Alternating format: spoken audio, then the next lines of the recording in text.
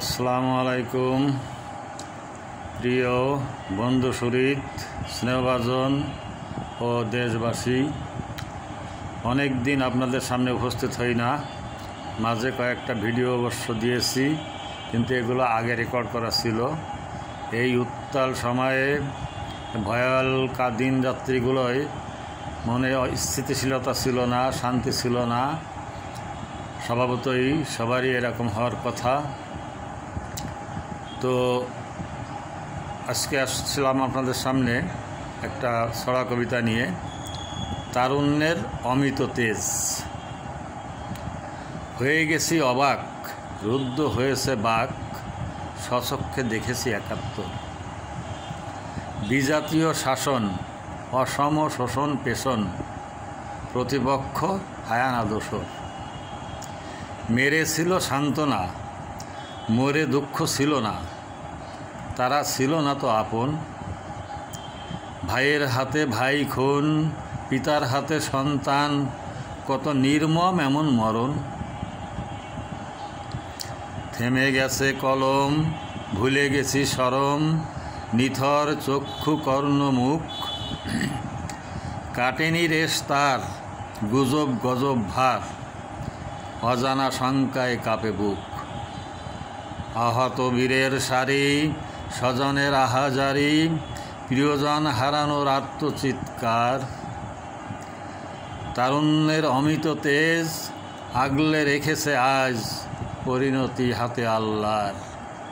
প্রিয় দেশবাসী ও আমার বন্ধু সুহৃদ, তো আপনাদের উদ্দেশ্যে বলতে চাই, এই যে আমরা আত্মঘাতী সংগ্রামে লিপ্ত হচ্ছি বারবার, অর্ধ শতাব্দীর বেশি হলো দেশটা স্বাধীন হয়েছে, এ বারবার এর ক্ষমতার পট পরিবর্তন, ক্ষমতার লোভ, অর্থের লোভ, বৃত্তের লোভ, এই কামড়াকামড়ি খামসাখামসি, এটা আত্মঘাতী আচরণ। এই রকম আচরণই ছিল ইউরোপে তথা পশ্চিম বিশ্বে। এক দেশের সাথে আরেক দেশ, এক দেশের সাথে আরেক দেশ নিজেরা এরকম হানাহানি করে তারা অনেক ক্ষয়ক্ষতির শিকার হয়ে সর্বশেষ মহাপ্রলয়, দ্বিতীয় বিশ্বযুদ্ধের পরে তাদের আদব হয়েছে, তারা অনেক সভ্য হয়েছে। এখনও আফ্রিকার অনেক দেশে তারা এরকম আত্মঘাতী আচরণ করছে ক্ষমতা নিয়ে বা ব্যক্তি স্বার্থ নিয়ে, যাদের মাটির নিচে সৃষ্টিকর্তা অঢেল সম্পদ দিয়ে দিয়েছেন, কিন্তু তা তারা ভোগ করতে পারছে না। আর তাদের চেহারা দেখলে মনে হয় নরকঙ্কাল। তো আমরা একেবারে অতটা অসভ্য বা বর্বর না, অনেক আগে থেকেই এই দেশটা সভ্যতায় ছোঁয়া পাইছে। বরং আজ থেকে 200-300 বছর আগে পশ্চিমা বিশ্ব থেকে আর মধ্যপ্রাচ্য থেকে লোক আসতেন ভাগ্য পরিবর্তনের জন্য, কিন্তু আমাদের সহনশীলতা, আমাদের ভুলে যাওয়ার প্রবণতা বা আমাদের অনৈক্য এমন অবস্থা সৃষ্টি করছে যে তারা আসছে খালি হাতে, ভাগ্য পরিবর্তনের উদ্দেশ্যে আসে প্রভু হয়ে গেছে। আমরা এখন বাইরে যাচ্ছি, যারা আমাদের দেশ থেকে ভাগ্য পরিবর্তন করে গেছে, আমরাও এখন বাইরে যাওয়ার জন্য উন্মুখ হয়ে থাকি, কিন্তু তারা এসে প্রভু হয়েছে আর আমরা যে ভৃত্য হই।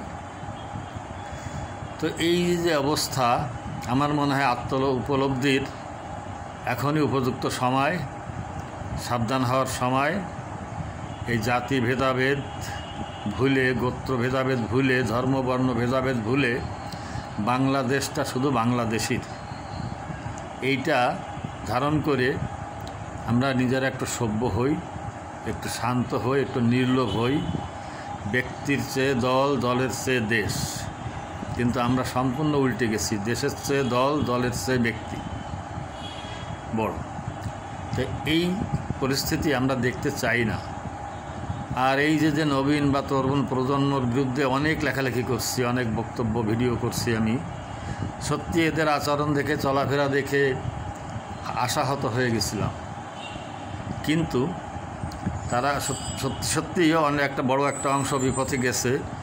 তার ভিতরে এমন সম্ভাবনাময় তরুণ তরুণী যে লুকায়ে ছিল এই বদ্বীপ নামের এই ছোট্ট দেশটা বদ্বীপ আকারের ছোট্ট দেশটায় এমন কিছু সন্তান, এদের ভিতরে যে শক্তি, তারুণ্য, তেজ, প্রত্যয় লুকায়ে ছিল, স্বপ্ন ভাবিনি। তারা সেটা দেখাই দিয়েছে, আমাদেরও ঘুম ভাঙছে। তো আমি আশা করব যে এদের দিয়ে বিশ্বের যে বিশ্বায়নের যে যুদ্ধ, বিশ্বায়নের যে পাল্লা, এটা এদের পরে আমরা ভরসা করতে পারি।